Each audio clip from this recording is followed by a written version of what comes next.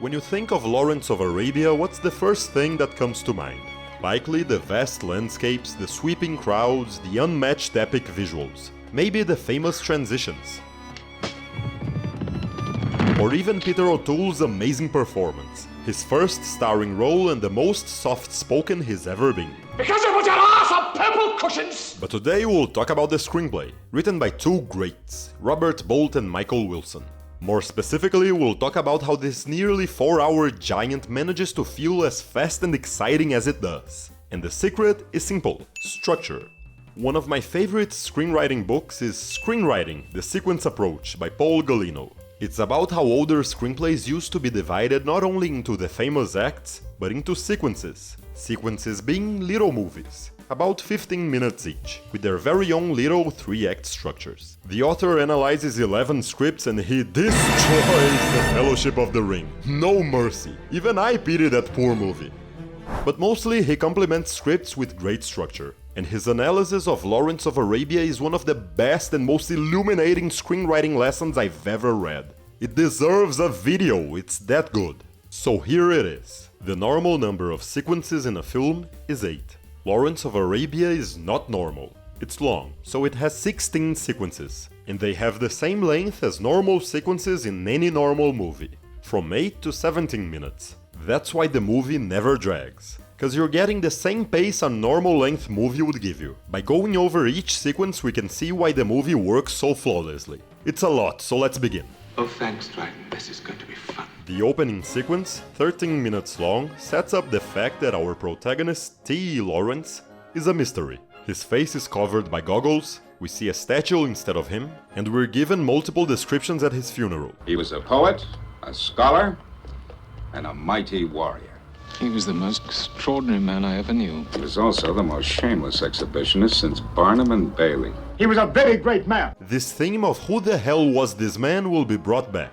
A lot. A dialogue hook flashes us back to Cairo. He had some minor function on my staff in Cairo. It took 5 minutes of curiosity building to finally introduce our protagonist. By now the audience must be interested enough in this character they still know nothing about. No, I didn't know him well, you know. In his introduction we learn he's unhappy at his desk job. We are not happy in it. He knows about Arabia. Bedouin tribes attack Turkish stronghold. He's not at home with his fellow Brits. Sorry. And he pretends he's not a mortal. You do that once too often. It's only flesh and blood. And people are still describing him. He's balmy. He's all right. Well, I can't make out whether you're bloody bad-mannered or just half-witted. I have the same problem, sir. Shut up. Yes, sir. Dryden and General Murray introduce a bunch of important exposition, including the Arab situation and British condescension. It's my considered opinion and that of my staff that any time spent on the Bedouin will be time wasted. Then the screenplay does what it does best. It gives the protagonist a clear objective Find Prince Feisal. and a deadline. 2 months, then. 3. All right, 3. That's something that makes this epic stand out. It never leaves the audience at a loss as to what is happening and when it will end. And we end the sequence with Lawrence identifying himself as a Bedouin, or, as he would prefer, a god. Only 2 kinds of creature get fun in the desert. Bedouins and gods, and you're neither. A major thematic motif. No, Dryden. It's going to be fun. Second sequence, 17 minutes. The first of many journeys. Objective, find Prince Feisal. His guide teaches him the ways of the Bedouin, which we know he wants to become, and he's still getting described. You are a British officer? From Oxfordshire. You are not fat? I'm different. And just so you don't start to wonder, we're informed exactly at what point in the journey they're on. I think we reach Masturah well tomorrow. Yes? And from Masturah well to Lord Faisal's camp, 1 day more. Most importantly, this sequence introduces the trouble of Arab infighting between tribes, a recurring obstacle that's dramatized by the memorable introduction of Sharif Ali. You are welcome. Lawrence insults him with important exposition. So long as the Arabs fight tribe against tribe, so long will they be a little people, greedy, barbarous, and cruel, as you are. Lawrence's current objective, finding Prince Feisal, hasn't been achieved yet, so it can be debatable whether the sequence ended or not. But the next portion is different enough for Gulino to consider it the film's third sequence, lasting 8 minutes and 50 seconds. We're introduced to Colonel Brighton, Lawrence's superior who orders him to keep his mouth shut. You're to keep your mouth shut. Just like Dryden previously promised he wouldn't give military advice. There would be no question of Lieutenant Lawrence giving military advice, sir. We have our first action scene, introducing Prince Feisal trying to fight a plane on horseback. He's on horseback, not a plane. The sequence ends in retreat and the introduction of these two boys. It's a brief sequence united by new characters and an action set piece. We change settings again to begin the fourth sequence, 12 minutes and 50 seconds long. Lawrence contradicts Dryden and Brighton by giving military advice, going against British desires for the Arabs. Lawrence, do you know you're a traitor? Remember, he doesn't feel very British.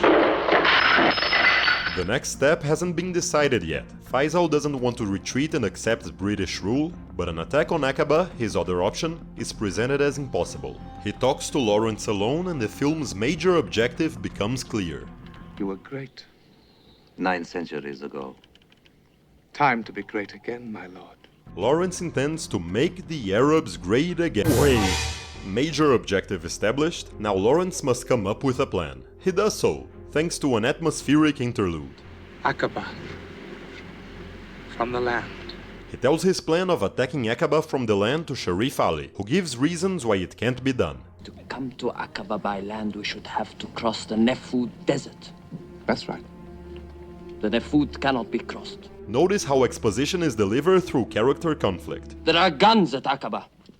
They face the sea, Sheriff Ali, and cannot be turned round. Gulino calls it exposition as ammunition. I want to do the thing. You can't because of this and this. But what if I do that and that? The viewer doesn't even notice he's being fed exposition. The hero has a plan, end of sequence, end of Act 1. Sequence 5, 13 minutes long. Lawrence is going to perform a miracle. We need a miracle.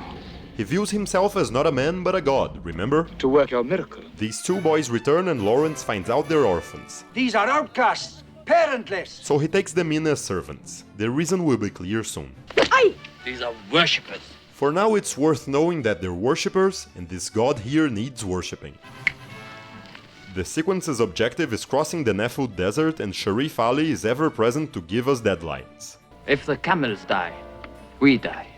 And in 20 days they will start to die.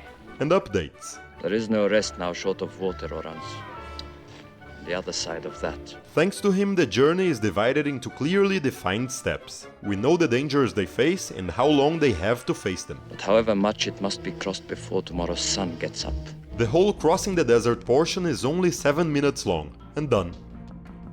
Sequence 6 begins after they've crossed the sun's anvil. It's 15.5 minutes long and it begins with Lawrence's new objective of saving Gassim, who got lost in the desert. We're told it's an impossible task, but Lawrence accounts himself a god. By the way, there's a new deadline. He will be dead by midday. Deadlines increase suspense. This sequence also amps suspense by never showing Lawrence saving Gassim. We're shown the straggler walking, two boys waiting in different spots, Ali in the new camp. We never see it, but Lawrence performs a new miracle. It's the second sequence in a row where he's done the impossible, one with help, the other without explanation. He must be a god then. Nothing is written. A very sleepy god. Some brief backstory explains he's a bastard. He didn't marry my mother. That's why he accepted the boys and why he feels detached from his countrymen. Sequence 7 is 14 minutes and 40 seconds long. It opens with Lawrence's new clothes, his visible metamorphosis into a Bedouin, and while he's finally feeling at home in his own body, in comes a new memorable character, Auda Abu Tayi. What are you doing, Englishman? Since we're here, did you know that Anthony Quinn got a Golden Globe nomination for this role? As a lead? Anyway, the new objective is convincing Abu Tayi, leader of a huge tribe, to join the attack on Aqaba, and Lawrence succeeds by appealing to his greed and ego, and mirroring his words. Yes, it is my pleasure. It is my pleasure to work at Auda's pleasure. He will come, because it is his pleasure. Sequence 8, 15 minutes. Let's recapitulate some of our previous objectives. Come up with a plan to help the Arabs. He did it, conquer Aqaba. Cross the Nefud desert. He did it. Save Gassim. He did it. Persuade Auda Tayi. All reliable Lawrence. Thy mother mated with a scorpion. The conquest of Aqaba was split into smaller steps, and it's only now in the 8th sequence that the actual attack becomes the main objective. A problem with lesser screenplays is dedicating too long a portion of the film to a single objective. This can make the pace drag. Never here. We're always skipping from aim to aim. But before the attack, some dramatic irony. Lawrence has to execute the man he risked his life to save. It ties back to the god motif. Ali implies that Lawrence is still a god. He gives and he takes away. You gave life and you took it. The writing is still yours. But I'd say it's closer to the heavens spitting at his hubris. This man was destined to die and there was nothing he could have done.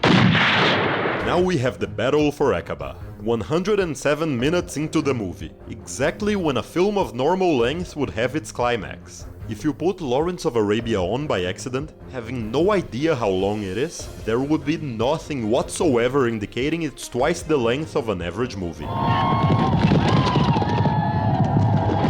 have our cathartic victory and Lawrence is described again, in case you forgot about that identity thing. Tribute for the prince, flowers for the man. I'm none of those things, Ali. What then? Don't know.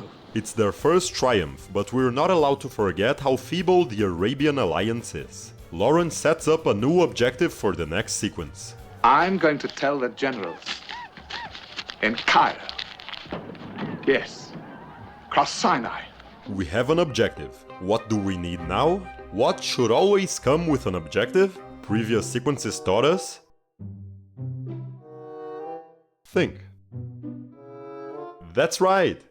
You should like and subscribe and join me on Patreon. Oh right, the question. What always comes with an objective in Lawrence of Arabia is a deadline. 10 days. Lawrence gives his mission a deadline. In 10 days, I'll be back with the gold. Sequence 9, 13 minutes. It barely opens and Lawrence gives a new deadline so we know how close they already are to completion. Tomorrow, the finest sheets in the finest room in the finest hotel in Cairo. I promise. Besides a deadline, he gives a geographical goal. Find the canal. If we ride west, we must strike the canal. We know where they are going and how far they are from it. And while he managed to save a friend earlier, this time he fails to do so. Some suspense is built by having the boy find water before Lawrence, and off screen. Only then do we know they succeeded. His identity crisis is emphasized again with the simple question. Who are you? They get to the officers' club and the No Arabs rule builds tension while he asks for lemonade. We want 2 large glasses of lemonade. The writing is so good that asking for lemonades becomes a tense moment. Sequence 10 is 11 minutes long, and it's the first time Lawrence is not the protagonist. That would be General Allenby, because he's the one with an objective this time, that being, convince Lawrence to go back to the desert. He does so in a similar way to how Lawrence persuaded Tayi in Sequence G, by stroking his ego. And when Allenby succeeds, Lawrence gives you your favorite thing in the whole wide world, a deadline. In 13 weeks, I can have Arabia in chaos. You are going back then? And it's made clear how Lawrence's Free Arabia objective clashes with British ambitions. Give them artillery, and you've made them independent. Then I can't give them artillery, can I? Thus ends the first half of the movie, after a climax and a kind of epilogue, like a normal movie would end, but setting up stakes for the next half. Intermission.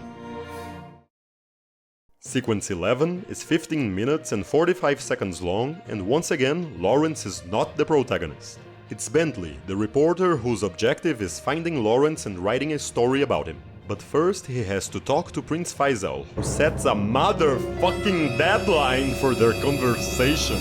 This movie is obsessed. We don't know how long, we just know that Bentley's time with Feisal is limited by a little clock. Which must be presently. He sets up the subject of Turkish brutality. And rebels, wounded or whole, are not protected by the Geneva Code and are treated harshly. Still yapping about Geneva, Alan! And how Lawrence's mercy for the enemy might not be that unswerving. With Major Lawrence, mercy is a passion. With me, it is merely good manners. And the scene ends with a dialogue hook for the next one. Lawrence is your man. We see Lawrence's display of mercy, and his god complex reaches its zenith when he's praised as one.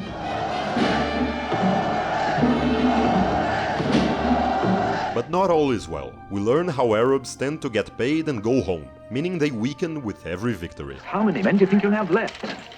200? Less. Tayi especially wants something honorable before leaving. I must find something honorable. Cut to that exact thing in the next sequence. The 12th sequence, the shortest one at 7 minutes and 20 seconds. Another successful attack gives Tayi what he wanted, so he leaves with his men. Weaker, Lawrence's forces fail in their next mission and he must execute the one remaining boy. It ends with a new objective for the future. What will you do now? Go north. Sequence 13 is 15.5 minutes long. Allenby and Brighton perform some previously on Lawrence of Arabia. Offering £20,000 for him. More god identity talk. Do you think he's gone native, Harry? They think he's a kind of prophet.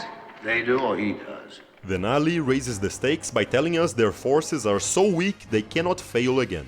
Lawrence gives himself the mission of single-handedly raising a revolt in Deraa. After all, experience has taught him he can perform miracles. Who will walk on water with me? But notice the difference this time. This objective is not physical, it's untouchable. Raise a revolt. Where exactly must he go? Who must he talk to? What is the action that will cause the desired revolt? It's the first objective that has no how. It sounds and is impossible. That is not an argument. No wonder he fails immediately. After the great Jose Ferrer tortures Lawrence, he finally admits he's not a god, but a human. Any man is what I am. He says he'll get back to his own people, which tells us where the next sequence and Act 3 will begin. The 14th sequence is only 8.5 minutes long. Lawrence has the objective of resigning, but he finds out about a treaty between the French and the British to control Arabia after the war. He tries to define himself as a normal man. The truth is, I'm an ordinary man. But he's counter-described as important, extraordinary. You're an important part of the big push. You're the most extraordinary man I ever met. That's enough to make him fail in his resignation mission. Now he gives himself a new objective for the next sequence. They'll be coming for Damascus, which I'm going to give them. An objective and... that's right, a deadline. We'll get there before you do. Sequence 15 is 14 minutes and 50 seconds long, and it's split between Lawrence's storyline and Allenby's, each trying to get to Damascus before the other. Found them! Lawrence is in the lead, but Brighton establishes that if Lawrence stops to fight a certain Turkish brigade, he'll lose the race. That brigade has just committed a massacre, and Lawrence is split between the objective and revenge. No prisoners. Damascus orders. But by this point, he feels no mercy for the Turkish anymore. No prisoners! No prisoners! Somehow he eats his cake and still has it, because we're told they can still get to Damascus before the British, and they take the city off-screen. Basically, we could have had an epic final battle for Damascus, but the filmmakers decided to use up the final action scene for a different battle, an unnecessary moment of bloodlust. The film will have a sad ending after all, so its climactic clash is made a sad one. That heroic Lawrence who conquered Aqaba is a different person now. Oh, you rotten man. Now the 16th and final sequence, the longest one at 17 minutes and 50 seconds. Once again we intercut between Lawrence and Allenby, who decides to do nothing so the Arabs can make a mess of themselves and come crawling for the Brits. A political scene makes it clear how they'll lose their independence if they get British help. Take English engineers and you take English government. And how rival Arab tribes have never stopped squabbling. The electricity is in the care of the Hari. Then Lawrence's Arab council fails in keeping electricity going, in tending the wounded. You filthy little wolf! So Prince Feisal must compromise with the British. It seems we're to have a British waterworks with an Arab flag on it. And we know Lawrence's objective of making the Arabs free has failed. Arabs leaving, British entering, and we don't know if he'll ever return to the desert. There is only the desert for you. Yeah, it's a sad ending. Then you finally look at your watch and realize you've been watching for almost 4 hours. But you never noticed because this titan felt like 16 tiny ones, each with its own objective, beginning, middle and end. Every major plot point feels logical because it was set up earlier, and through all these journeys you were always aware of where you were. Tomorrow. 2 months. One day more. And in 20 days by midday. 10 days. Tomorrow? In 13 weeks. We'll get there before you do. Thank you for watching.